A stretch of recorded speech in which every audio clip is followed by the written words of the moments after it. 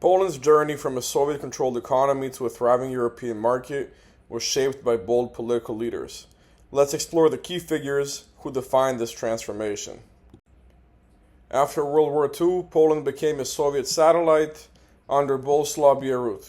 The economy was fully nationalized, meaning no private business, no foreign trade beyond the USSR, and no room for investment.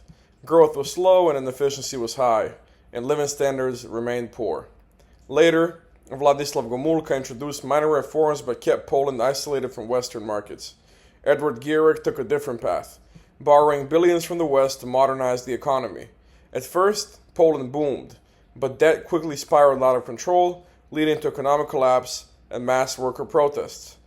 To stop the unrest, General Wojtek Jaruzelski imposed martial law in 1981, shutting down opposition and worsening Poland's economic decline. Western sanctions cut off trade and aid, leaving the country in crisis. The communist system was failing. In 1989, Poland took a historic turn. Lech Walesa, leader of the Solidarity movement, became president and pushed for a free market economy. Under the shock therapy reforms, state industries were privatized, inflation was controlled, and foreign investors were welcomed for the first time. The Warsaw Stock Exchange reopened, signaling Poland's return to global markets. Under Aleksander Kwaśniewski, Poland moved further into Western economic integration. The country joined NATO in 1999, boosting security and investor confidence.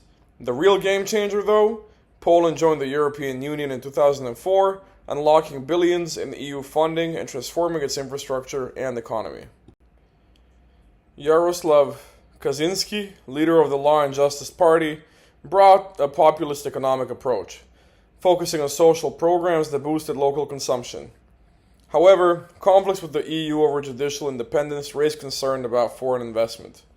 Today, under Donald Tusk, Poland is rebuilding EU relations, attracting green energy investments, and strengthening its role in European markets. Investor confidence is rising again. But Poland's future remains uncertain. The 2025 presidential election will shape the country's economic and political direction. The two leading candidates are Rafał Trzaskowski, representing the pro-EU Civic Coalition. He supports strong EU integration, advocates for business-friendly policies, renewable energy investment, and judicial independence. His policies are focused on modernizing Poland's infrastructure and tech sector. On the other hand, we have Karol Nawrocki, backed by the Conservative Law and Justice Party.